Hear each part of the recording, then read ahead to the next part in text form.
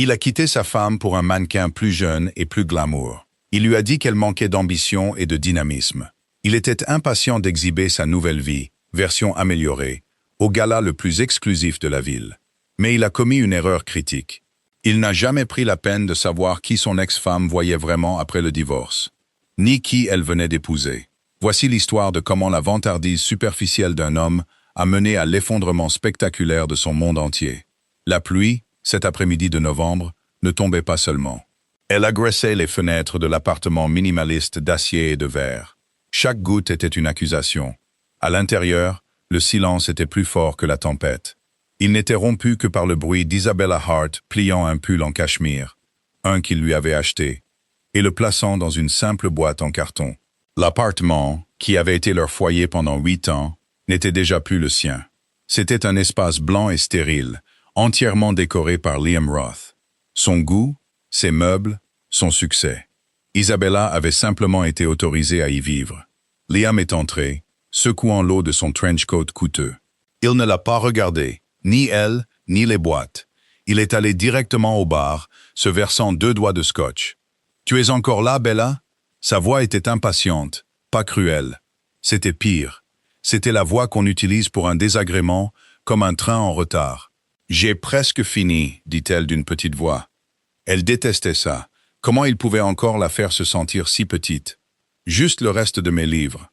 Liam soupira, faisant tourner le liquide ambré. Il était beau, de cette manière anguleuse et nette qui rend bien sur un rapport trimestriel. Des cheveux sombres, une mâchoire qui semblait perpétuellement serrée, et des yeux qui évaluaient toujours, qui calculaient toujours. Il avait été une étoile montante du marketing technologique, et il ne la laissait jamais l'oublier. « Écoute, c'est plus dur pour moi que pour toi, dit-il. » Une phrase si répétée qu'elle ressemblait à une gifle. Isabella s'arrêta enfin, les mains à plat sur la boîte. « Plus dur pour toi? C'est toi qui l'as amené ici, Liam, dans notre lit. » Il eut la décence de grimacer, mais pas de culpabilité, d'agacement. « On a déjà parlé de ça. Emma n'a rien à voir avec nous. C'était mort entre nous, Bella. Ça faisait des années que ce n'était plus nous. » Il fit un geste vers l'appartement immaculé. « J'ai construit tout ça. J'avais besoin de quelqu'un qui voulait construire avec moi. Quelqu'un qui a, je ne sais pas, de l'ambition, une étincelle. J'ai soutenu ton ambition, murmura-t-elle, la vieille trahison familière lui serrant la poitrine. J'ai organisé tes dîners. J'ai corrigé tes présentations. J'ai abandonné ma thèse de doctorat pour ça. » Il s'emporta, sa voix montant. « Pour une vie que tu n'aurais jamais pu te payer. Et c'était quoi ce doctorat, de toute façon? De l'art obscur du XVIIe siècle. C'est quoi le but final, Bella? Gérer une galerie locale poussiéreuse pour 50 000 $ par an. » Il ne voulait pas de réponse. Il voulait blesser.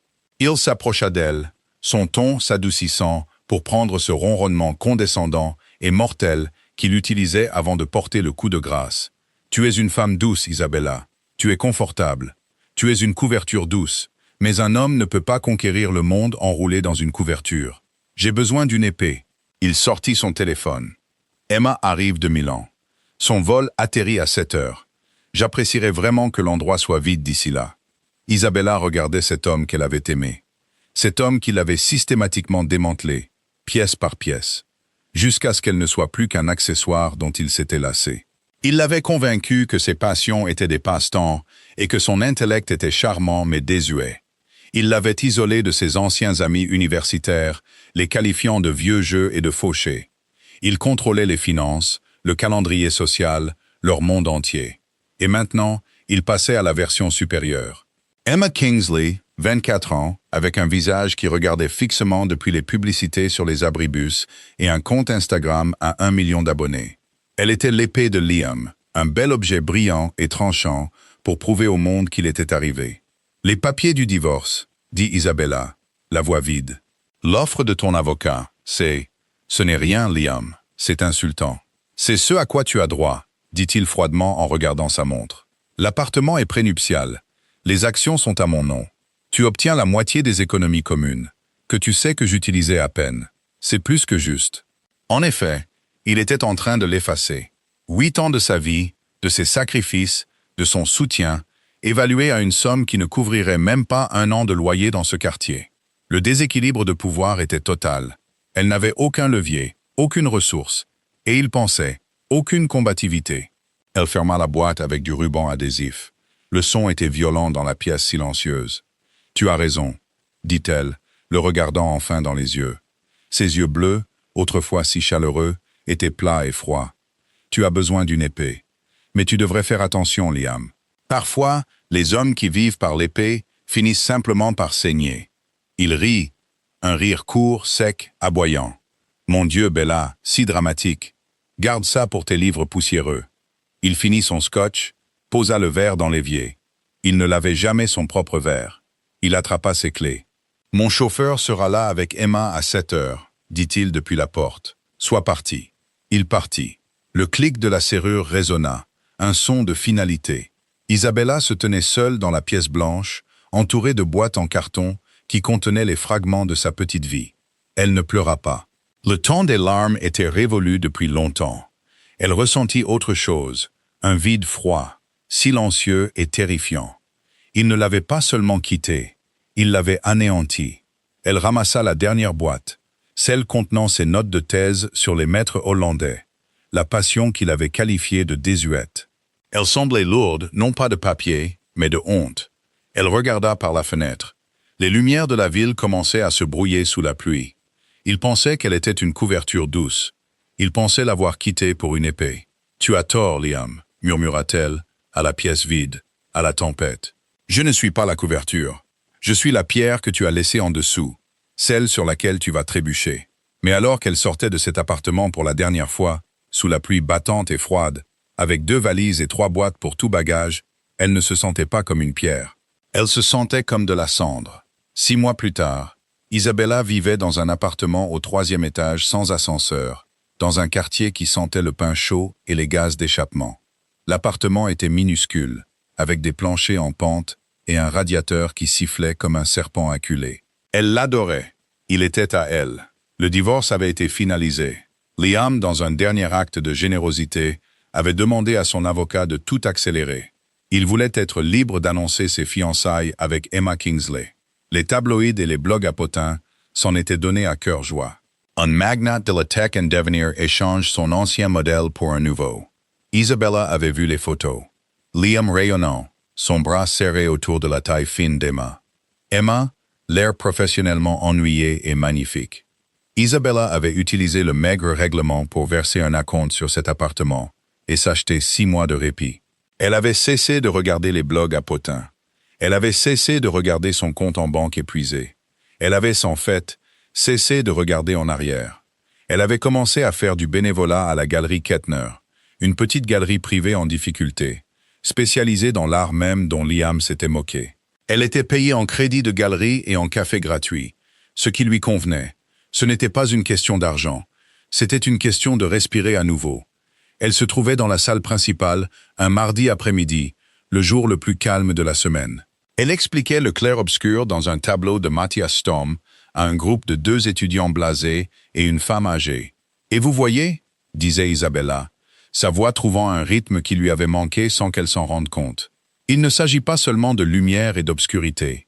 Storm utilisait l'ombre pour représenter l'ignorance, pas seulement le mal. La lumière n'est pas une lumière sainte, c'est la lumière de la découverte. C'est douloureux. Le sujet se recroqueville pour s'en protéger. Il ne veut pas être illuminé. Les étudiants vérifiaient leur téléphone. La femme âgée s'assoupit. C'est une interprétation fascinante. La voix était profonde et venait de derrière elle. Isabella se retourna. Un homme se tenait là, les mains dans les poches d'un simple costume gris foncé qui n'était clairement pas du prêt-à-porter. Il était plus âgé qu'elle, peut-être dans la fin de la quarantaine, avec des yeux bienveillants plissés au coin et une présence calme et centrée. Il n'était pas beau de la manière ciselée et agressive de Liam. Il était ancré. La plupart des guides s'en tiennent à la plaque, continua-t-il en souriant doucement. La plaque mentionne l'histoire biblique. Vous avez mentionné l'histoire humaine, la peur de la connaissance. J'aime ça. Isabella sentit une rougeur lui monter au cou. Eh bien, j'ai toujours trouvé que Storm était plus un psychologue qu'un prédicateur. Les étudiants, sentant la fin de la visite, se dispersèrent. L'homme, cependant, s'approcha du tableau. « Alors, vous croyez que le vrai sujet n'est pas le saint, mais l'ombre elle-même » songea-t-il. « Je pense que le vrai sujet est le conflit entre les deux. dit Isabella, surprise par sa propre audace. La lumière force un choix. L'ombre veut rester dans son confort. C'est le moment avant le changement. C'est ça, la véritable histoire. L'homme la regarda vraiment, avec une intensité à la fois déconcertante et profondément flatteuse. Ce n'était pas le regard évaluateur que Liam portait sur les femmes. C'était un regard curieux, intelligent. Il écoutait. Le moment avant le changement, répéta-t-il doucement. Et que pensez-vous qu'il choisira? La lumière, dit Isabella sans hésitation. C'est douloureux, mais l'ombre, c'est l'effacement. C'est la non-existence. Il choisira la douleur. Il choisira d'être. L'homme resta silencieux pendant une minute entière. Le cœur d'Isabella battait la chamade. Elle sentait qu'elle en avait trop fait, qu'elle avait été trop passionnée. Le mot que Liam utilisait avec tant de mépris. « Je m'appelle Marcus », dit-il finalement, en tendant la main. Sa poignée était chaude et ferme. « Isabella », répondit-elle. « Vous n'êtes pas une guide, n'est-ce pas, Isabella ?»« Non », admit-elle. « Je suis une historienne de l'art, ou je l'étais. Je donne juste un coup de main. »« Votre passion, elle est gaspillée ici, » dit-il, non pas comme une insulte à la galerie, mais comme une constatation. Il sortit une simple carte de visite en papier cartonné de sa veste. « Ma famille a une petite fondation. Nous acquérons et prêtons des œuvres, principalement à des musées. J'ai souvent besoin de quelqu'un avec une interprétation qui va au-delà de la plaque. Seriez-vous intéressé par un café cette semaine ?» Isabella regarda la carte. Il y avait juste écrit « Marcus Thorne, la Fondation Thorne ». C'était un nom qu'elle ne reconnaissait pas. Ce n'était pas un entrepreneur de la tech ou un requin de la finance. C'était juste Marcus. « J'aimerais beaucoup », dit-elle. Ce café se transforma en une discussion de 3 heures sur l'art, l'histoire et la peur du changement. Marcus, apprit-elle, avait hérité de l'empire de transport et de logistique de sa famille. Mais il avait changé de cap, investissant ses vastes ressources dans des entreprises philanthropiques, des incubateurs technologiques, la recherche médicale et son seul véritable amour, la préservation de l'art. Il parlait de son travail avec un sens du devoir calme et puissant. Il l'interrogea sur sa thèse en suspens, et quand elle lui expliqua son sujet, ses yeux s'illuminèrent. « Donc, vous soutenez, » clarifia-t-il, « que les peintres hollandais du XVIIe siècle ne peignaient pas seulement des possessions pour célébrer la nouvelle richesse. Ils peignaient l'anxiété. L'anxiété des possessions, la peur de tout perdre. Oui, dit Isabella en se penchant en avant. C'est exactement ça. C'est la seule chose que tout le monde manque. Il voit une peinture d'une table somptueuse et l'appelle une nature morte. J'appelle ça un avertissement sur la mortalité. C'est un instantané psychologique. Marcus l'étudia, un lent sourire d'appréciation se dessinant sur son visage. Isabella, puis-je vous appeler Isabella? Je vous en prie. Vous êtes la première personne que je rencontre en 10 ans qui m'a appris quelque chose de nouveau sur un sujet que je pensais connaître. Pour la première fois depuis que Liam était parti, Isabella ne se sentit pas comme une couverture douce. Elle ne se sentit pas comme de la cendre. Elle se sentit comme une étincelle. Leur relation s'est construite lentement, non pas sur un besoin désespéré, mais sur un respect intellectuel mutuel. C'était un homme discret, mais ses actions étaient éloquentes. Il ne la couvrait pas de cadeaux.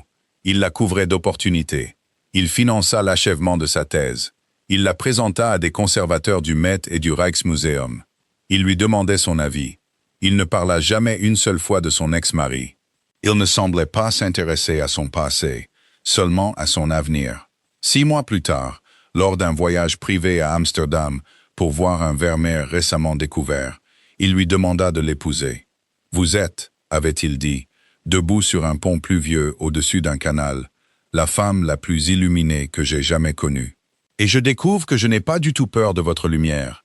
J'aimerais plutôt me tenir dedans. » Isabella Hart, la femme confortable sans ambition, dit oui. Ils se marièrent 2 semaines plus tard, lors d'une cérémonie discrète au palais de justice. Les seuls témoins étaient son avocat et son unique ami de la galerie Kettner. Isabella Hart devint Isabella Thorne, et elle ne le dit à personne. Le rouge, monsieur, définitivement le rouge. Liam Roth ajusta ses boutons de manchette, fixant sa fiancée dans le reflet de la baie vitrée de leur chambre.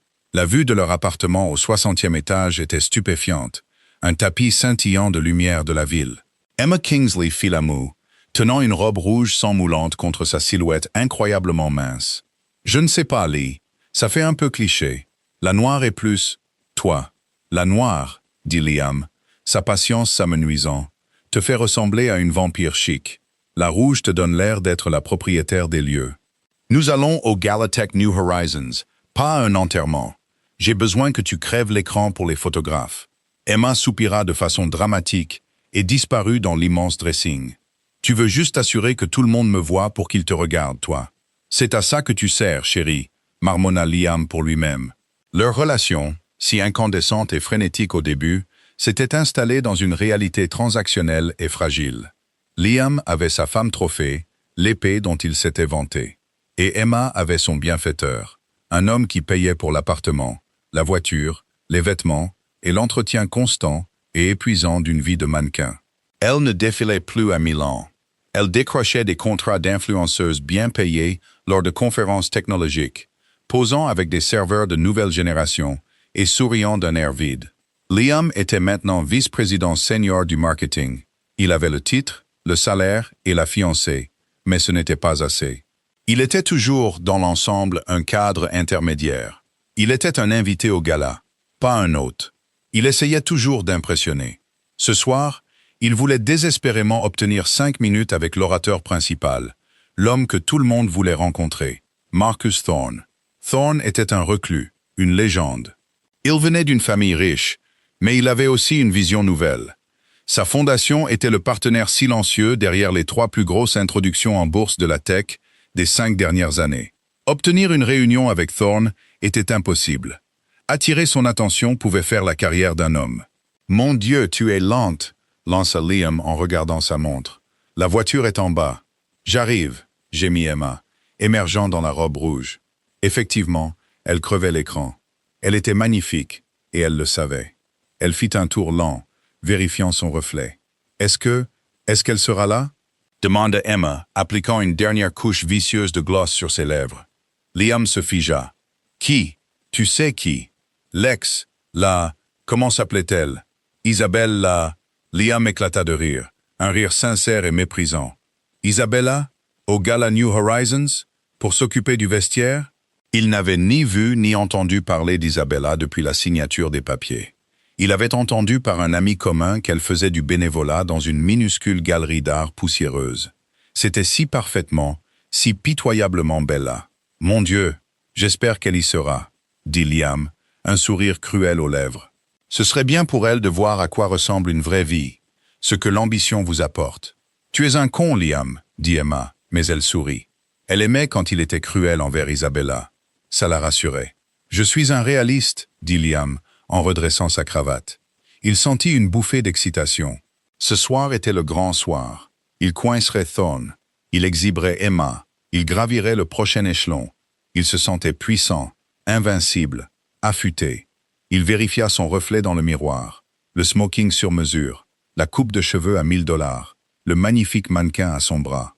Il était l'homme de la situation. « C'est juste drôle, » dit-il en ouvrant la porte d'entrée, au son du carillon de l'ascenseur. « J'étais si inquiet qu'elle soit, je ne sais pas, un problème, qu'elle soit larmoyante et pathétique, mais elle a juste disparu.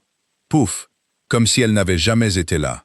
Les gens comme ça, ils sont juste en arrière-plan, bébé, » dit Emma en lui prenant le bras. « Ils sont juste la photo d'avant. »« Tu as raison, » dit Liam en lui embrassant la tempe. « Tu as absolument raison. » Il entra dans l'ascenseur, l'image même du succès, et ne ressentit rien d'autre qu'une faim creuse et rongeante pour plus. Il voulait désespérément être vu, être validé, prouver à un monde qui s'en fichait que lui, Liam Roth, avait gagné. Dans une vaste bibliothèque remplie d'art qui donnait sur un parc calme et éclairé par la lune, Isabella Thorne attacha le fermoir d'une montre au poignet de son mari. « Voilà, » dit-elle en lissant sa manchette. « Tu es prêt ?» Marcus Thorne tourna sa main, admirant la montre simple et élégante. C'était celle de mon père. « Elle est parfaite, » dit Isabella. « Comme toi. » Il sourit, ce même sourire lent et appréciateur qui l'avait captivé pour la première fois dans la galerie. « C'est toi, mon amour, qui es parfaite. Retourne-toi. » Isabella se retourna. Elle portait une robe en velours bleu nuit profond. Elle était simple, élégante et sur mesure. Elle ne criait pas pour attirer l'attention. Elle ne crevait pas l'écran. Elle commandait le respect. Marcus s'approcha derrière elle, ses mains chaudes sur ses épaules. Il ne tenait pas un collier. Il la tenait juste, elle. Ils regardèrent leurs reflets dans un miroir doré du 19e siècle. « Es-tu nerveuse » demanda-t-il. Isabella expira lentement. « Un peu. C'est une grande soirée pour toi. »« Pour nous » corrigea-t-il doucement. La nouvelle initiative de la Fondation, la bourse découverte, c'était entièrement ton idée, Isabella. Ta passion. Mon passe-temps désuet, murmura-t-elle, une ombre de l'ancienne douleur passant sur son visage. Les yeux de Marcus se durcirent juste une seconde. Il était la seule personne à qui elle avait raconté sa dernière conversation avec Liam. Il n'avait rien dit à l'époque, mais il l'avait simplement tenue dans ses bras, la laissant pleurer pour évacuer le reste du poison. Son manque de vision, dit Marcus, la voix basse, n'est pas un fardeau que tu dois porter. Tu es la femme la plus ambitieuse que j'ai jamais connue, Isabella.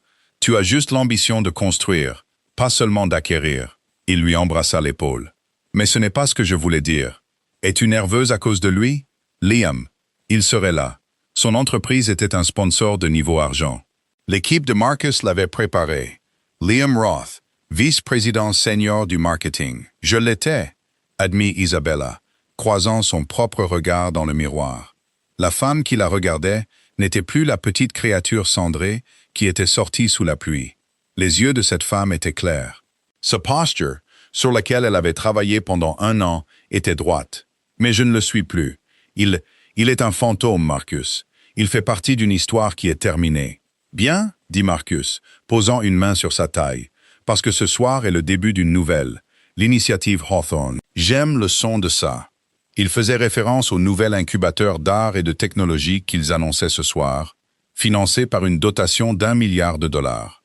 Isabella, avec son doctorat enfin terminé et publié avec les éloges du monde universitaire, en était la coprésidente. Son nom de jeune fille, était juste à côté du sien. Un partenariat. Madame Thorne? Une voix douce vint de l'embrasure de la porte. C'était l'assistante de Marcus, une femme aimable nommée Claire. La voiture est prête. Merci Claire, dit Isabella. Marcus lui tendit le bras. Allons-y, mon amour? Alors qu'ils descendaient le large escalier incurvé de leur maison, une demeure historique remplie de livres, d'art et de chaleur, Isabella sentit un dernier petit frisson de peur. La voix de Liam. Tu es bien habillé. Quoi? Tu sers les boissons? Elle s'arrêta au bas des escaliers. Marcus s'arrêta avec elle, son expression pleine d'inquiétude. Qu'y a-t-il? Je suis juste... Elle toucha le velours de sa robe. J'ai peur que quand je le verrai, je vais me recroqueviller. Que je serai à nouveau elle.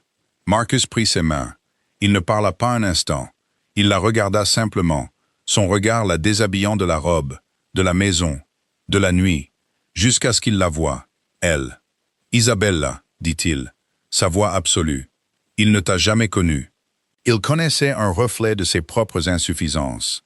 C'était un petit homme terrifié qui essayait de te rendre plus petite pour se sentir grand. Tu n'as jamais été petite. Tu étais juste en sommeil. Tu es la femme qui m'a appris à voir l'anxiété dans un vermeer. Tu es une force de la nature. Il est une feuille. Quand tu entreras dans cette pièce ce soir, tu ne te recroquevilleras pas. Tu ne te briseras pas. Tu seras simplement. Et ça, mon amour, ce sera plus que suffisant. Elle laissa échapper le souffle qu'elle retenait, le dernier reste de peur, le dernier fantôme. Tu as raison, dit-elle, un vrai sourire sincère se dessinant sur son visage. C'est lui la feuille. C'est lui la feuille, confirma Marcus, les yeux pétillants. Il la conduisit à la porte, non pas vers une voiture de location, mais vers sa Bentley privée. Elle n'était pas un accessoire. Elle n'était pas une épée. Elle était une partenaire. Et ils allaient changer le monde. Le gala New Horizons se tenait dans l'atrium du Musée des sciences modernes, un vaste espace caverneux de marbre blanc et de hauts plafonds de verre. Un quatuor à cordes jouait quelque chose de moderne et d'anguleux, et l'air bourdonnait du son de 1000 conversations, toutes motivées par le réseautage et le statut. Liam et Emma firent leur entrée, posant pour le photocall comme Liam l'avait ordonné. Emma, dans sa robe rouge sang, était un aimant pour les appareils photo. Elle a pris des poses lascives. Elle a fait la moue. Elle s'est drapée sur Liam. Liam se contentait de sourire, ses yeux balayant déjà la pièce par-dessus les flashs, à la recherche de sa cible, Marcus Thorne. « Très bien, Em, ça suffit », murmura-t-il en l'éloignant. Allons nous mêler aux autres. Souviens-toi du plan. Tu es magnifique, j'ai l'air intelligent. Nous sommes le nouveau couple de pouvoir. Je suis magnifique, corrigea Emma, prenant une coupe de champagne d'un serveur qui passait. Toi, essaye juste d'avoir l'air intelligent. Liam l'ignora, ses yeux vifs. Il y a Jeff Bezos, il y a les gars de Google. Mon Dieu, cette salle. Il sentit l'énergie frénétique familière, le besoin d'en faire partie, d'être vu. Il a socialisé, il a serré des mains, il a présenté Emma à un vice-président rival, qui la regarda comme si elle était un chariot de dessert.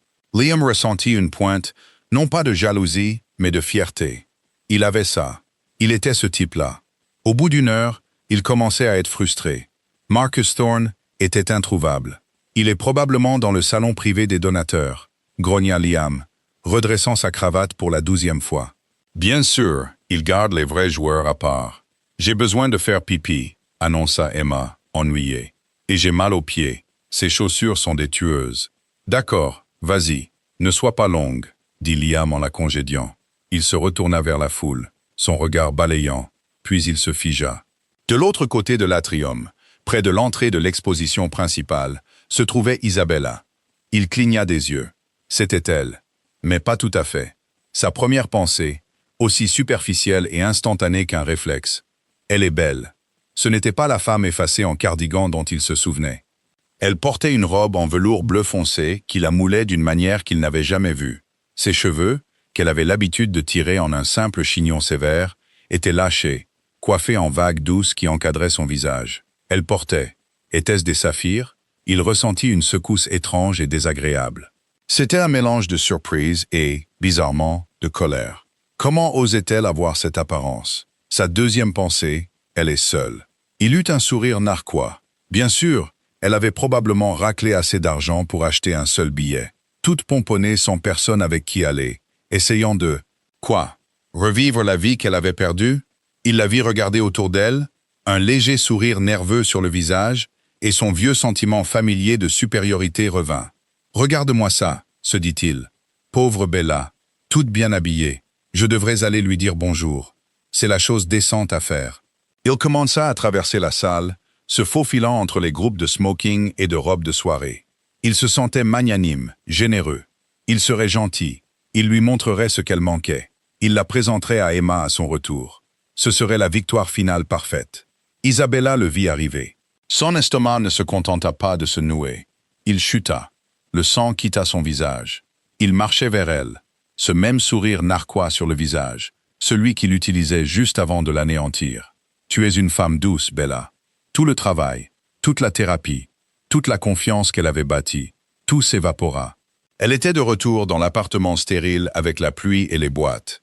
Elle pouvait sentir le rétrécissement se produire. Ses épaules s'arrondirent, ses yeux baissèrent. Puis, une main chaude et solide se posa dans le creux de son dos. « Respire, mon amour », murmura la voix de Marcus à son oreille. « Cette salle t'appartient, souviens-toi, c'est lui la feuille. » Isabella prit une profonde inspiration. Elle leva les yeux. Marcus avait surgi de la foule, un verre d'eau à la main pour elle. Il n'avait pas été dans un salon privé. Il avait salué les autres lauréats de la bourse. Elle posa sa main sur son bras, ses doigts agrippant la veste de son smoking, la chaleur solide et vivante de lui. Elle redressa sa colonne vertébrale. Elle leva le menton. Elle se souvint de qui elle était. Pas Isabella Hart, l'épouse rejetée, mais Isabella Thorne, la coprésidente de l'initiative Hart-Thorne. Liam était à 1 mètre de distance quand il remarqua enfin l'homme avec qui elle était. Il vit la main sur son dos. Il vit la coupe simple et parfaite du smoking de l'homme. Il vit la façon dont l'homme regardait Isabella, avec une adoration calme et possessive qui tordit l'estomac de Liam. Le sourire narquois de Liam vacilla. Il ne reconnut pas l'homme. Un nouveau petit ami, un invité. « Bella », dit-il, sa voix mielleuse avec son charme condescendant et répété. « Mon Dieu, je ne t'ai presque pas reconnu. » Isabella se tourna. Son visage était calme, posé, sans aucune trace de la peur qu'il avait vue de l'autre côté de la pièce. « Bonjour, Liam », dit-elle. Sa voix était 2 octaves plus bas que dans son souvenir. Elle était pleine. L'air crépitait. C'était la collision, le passé et le présent se tenant à peine à 1 mètre l'un de l'autre sur un sol de marbre. Les yeux de Liam passèrent d'Isabella à Marcus, puis revinrent. Il n'arrivait pas à comprendre. Il devait reprendre le contrôle. Il devait rétablir la hiérarchie. « Tu es bien habillé, dit-il, la vieille phrase cruelle lui échappant. « Toi aussi, Liam, répondit Isabella, la voix froide. Juste à ce moment, Emma revint, sa robe rouge une entaille de couleur. Burke, la file d'attente était interminable. Qui? Elle s'arrêta, regardant Isabella, ses yeux se plissant dans une évaluation féminine instantanée et primale. Liam saisit l'occasion. Emma, chérie, viens ici. Il enroula son bras autour de sa taille, l'attirant possessivement contre lui. L'épée. Bella, je te présente ma fiancée, Emma Kingsley. Il bomba le torse. Emma, voici Isabella. Oh, dit Emma, sa voix dégoulinant de désintérêt. Lex, salut. Elle fit un petit signe de la main méprisant. C'est un plaisir de vous rencontrer. Emma, dit Isabella, la voix polie. Liam ne put s'en empêcher. La vantardise lui montait à la gorge comme de la bile. Il devait gagner. Tu as probablement vu son travail, Bella, insista Liam, sa voix un peu trop forte. Elle revient tout juste de Milan. Sa nouvelle campagne est littéralement partout. C'est fou, n'est-ce pas? Comment la vie tourne. Nous sommes juste incroyablement heureux. C'est juste super de te voir sorti. Tu vis toujours dans le même quartier? Il visait le coup de grâce. Il voulait la voir tressaillir. Il voulait voir cette vieille honte familière. Isabella ne tressaillit pas.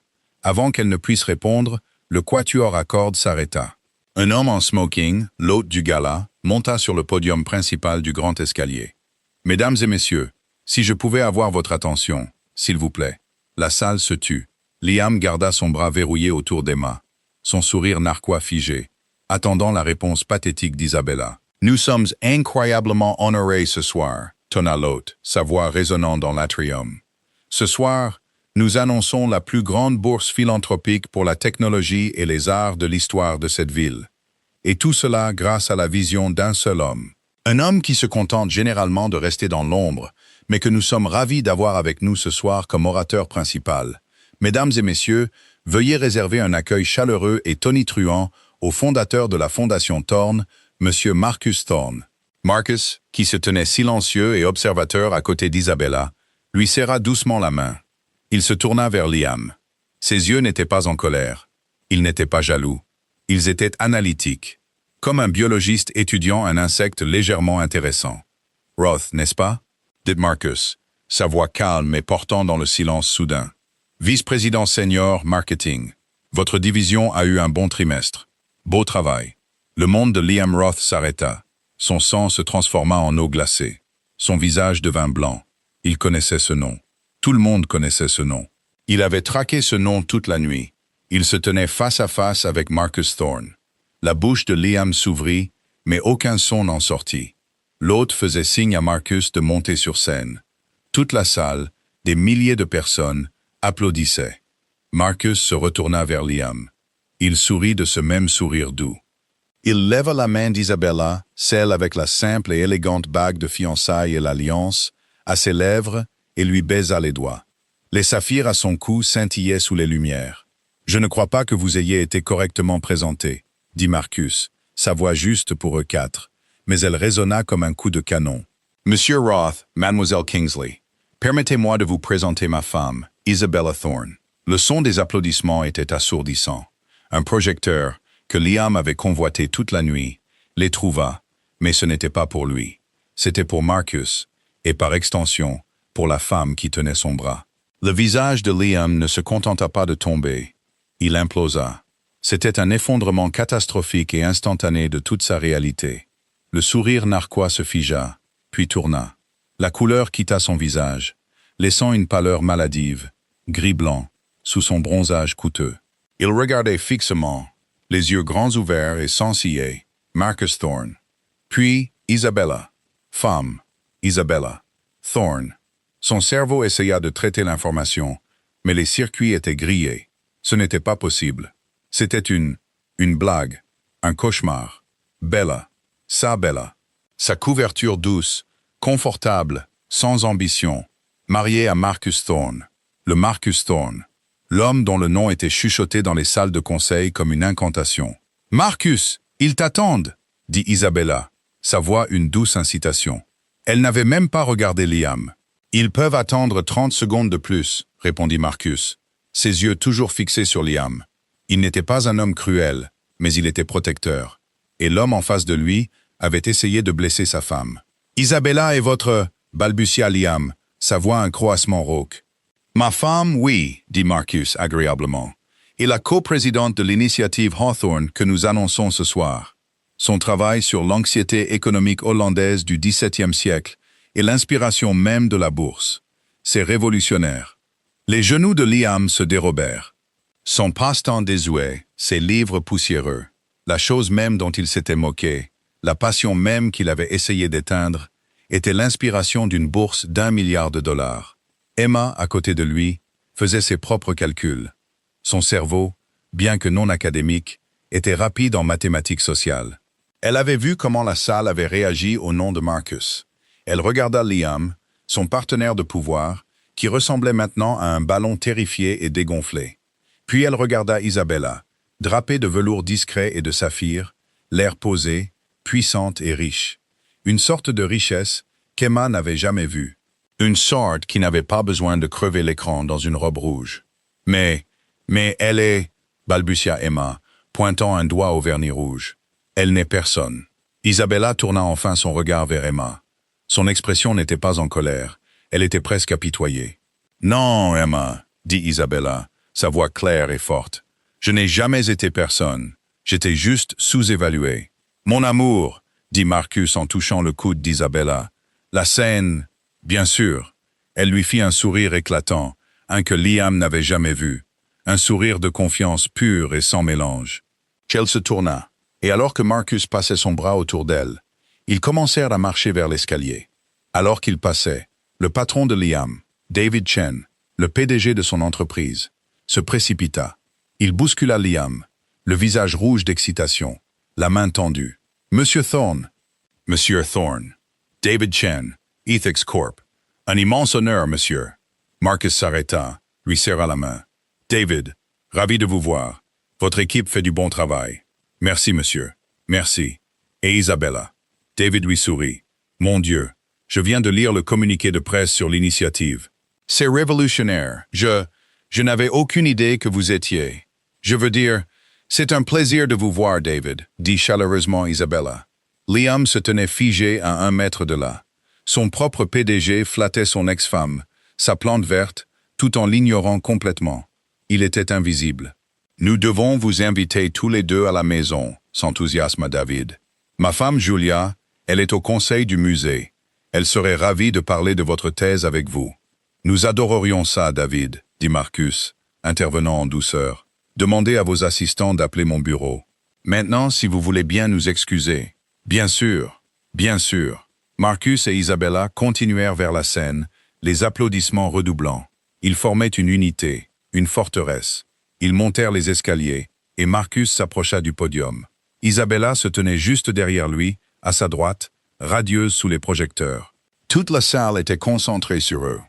Liam fut laissé dans leur sillage, dans le marbre froid et sombre. Il sentit le bras d'Emma s'arracher du sien. Il se tourna. Son beau visage de mannequin parfait était un masque de fureur pure et sans mélange. « Espèce d'idiot » siffla-t-elle, sa voix basse et venimeuse. « je ne savais pas. Tu m'as dit qu'elle n'était rien » cracha Emma, ses yeux balayant la pièce, voyant les gens les regarder, chuchoter, pointer du doigt. Ils avaient vu l'échange. Ils avaient vu le patron de Liam le snobber. Tu m'as dit que c'était une petite souris pathétique et fauchée. Elle est mariée à lui. Et toi, tu n'es que du marketing. La façon dont elle dit marketing donnait l'impression qu'il venait d'avouer être un concierge. Emma, calme-toi, plaida Liam en tendant la main vers elle. On peut, c'est bon pour nous. Je la connais. C'est une porte d'entrée. Emma le regarda, son dégoût total. Une porte d'entrée? Elle te déteste. Je peux le voir. Tout le monde peut le voir. Tu ne l'as pas seulement perdu. Tu l'as insulté. Et maintenant j'ai l'air d'une idiote. Je suis là avec toi. L'erreur stupide de la photo d'avant. Elle lui renvoyait ses propres mots au visage. Ma campagne n'est pas partout, Liam, dit-elle, sa voix se brisant avec une insécurité soudaine et brute qu'il n'avait jamais entendue. Elle est sur Instagram. Je pose avec des routeurs. Elle est au conseil d'une fondation d'1 milliard de dollars. Tu as choisi la mauvaise femme, idiot. Emma, s'il te plaît. Elle retira brusquement son bras. Ne me touche pas. J'ai une migraine. Je m'en vais. Elle se retourna, sa robe rouge un flou de fureur, et quitta le gala en trombe, le laissant là, seul. Liam resta immobile. Le son de la voix de Marcus Thorne remplissait l'atrium. J'aimerais commencer par remercier la seule personne qui a rendu tout cela possible, ma brillante épouse, Isabella. Liam baissa les yeux sur ses propres mains. Elle tremblait. Il vit son reflet dans un pilier sombre et miroitant. Il vit un petit homme terrifié dans un costume coûteux. Il s'était vanté de sa fiancée mannequin, son épée, pour découvrir que son ex-femme, la couverture, avait épousé le roi. Il avait construit toute sa vie sur l'échafaudage fragile des apparences, sur le besoin désespéré de gagner. Et en un échange fracassant de 5 minutes, il venait de perdre. Il n'avait pas seulement perdu un match, il avait perdu tout le jeu invisible, auquel il ne savait même pas qu'il jouait. Le trajet de retour dans la Bentley fut silencieux. Isabella regardait les rues de la ville luisantes de pluie défiler, les lumières floues comme des aquarelles. La tension de la soirée, l'adrénaline du discours, le choc de la confrontation, tout cela se dissipait, laissant un calme étrange et profond. C'est elle qui rompit le silence. Elle se mit à rire. Ce n'était pas un gloussement. C'était un rire profond, libérateur, qui venait du plus profond d'elle-même.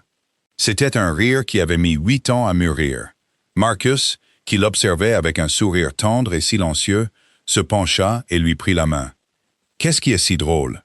Son visage, suffoqua Isabella, essuyant une larme de son œil. « Quand tu m'as appelé ta femme, il avait l'air d'avoir vu un fantôme. » C'était le cas, dit Marcus, son pouce frottant le dos de sa main.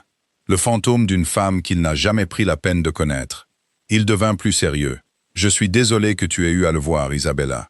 Je suis désolé qu'il t'ait parlé de cette façon. » Le rire d'Isabella s'apaisa. Elle se tourna sur son siège, sa robe de velours bleu bruissant. Elle regarda cet homme bon, puissant et brillant qui était son mari. « Ne le sois pas, dit-elle, la voix claire. Je ne le suis pas. Je crois que j'en avais besoin. J'avais besoin de le voir juste une fois. J'avais si peur d'être encore cette petite personne brisée qu'il a laissée dans cet appartement. J'avais peur que son opinion sur moi compte encore. Et est-ce le cas?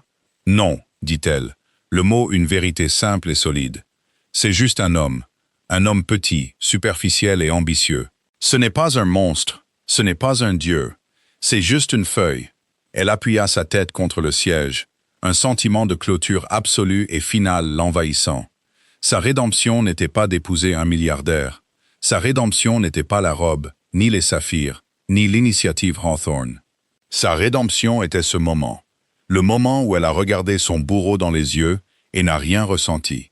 Pas de peur, pas de colère, même pas vraiment de pitié.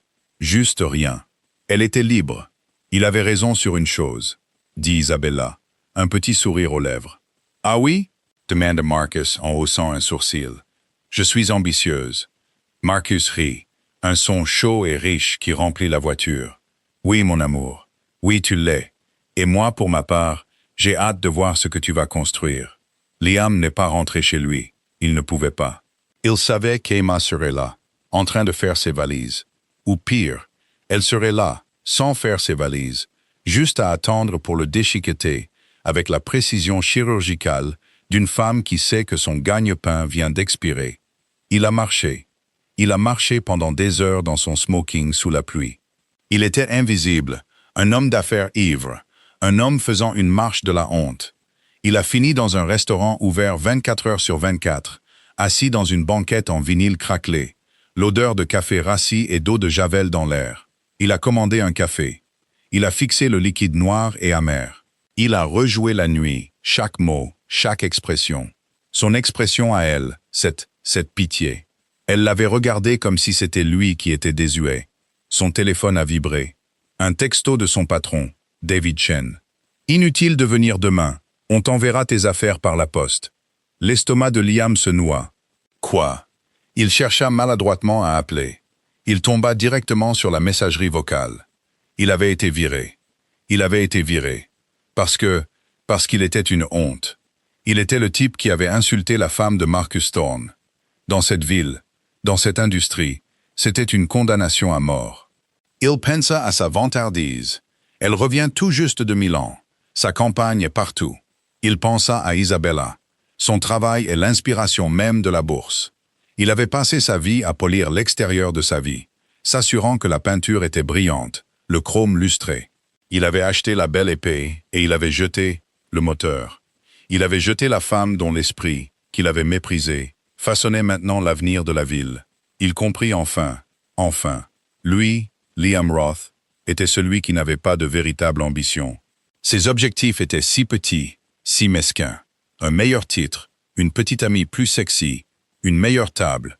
C'était lui qui était confortable, enveloppé dans la douce couverture de son propre ego. Isabella, elle voulait changer le monde, et maintenant, elle le faisait. Il regarda son reflet dans la fenêtre du restaurant, superposé à la rue sombre et pluvieuse. Il vit un homme creux, un imposteur. C'était son jugement, pas seulement la perte de son emploi, de sa fiancée ou de son statut. C'était la perte de son illusion, l'illusion qu'il était le plus intelligent. Le gagnant. Il avait été la photo d'avant depuis le début.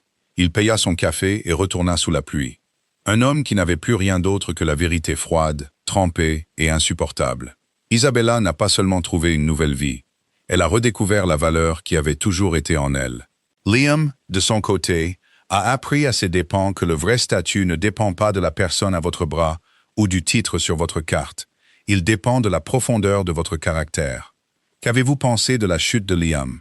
Était-ce du pur karma ou juste un homme piégé par ses propres insécurités aveuglantes? Dites-nous ce que vous en pensez dans les commentaires ci-dessous. Et si vous avez aimé cette histoire, n'oubliez pas de liker, de partager et de vous abonner pour plus d'histoires de trahison, de rédemption et de la justice que la vie nous offre parfois parfaitement.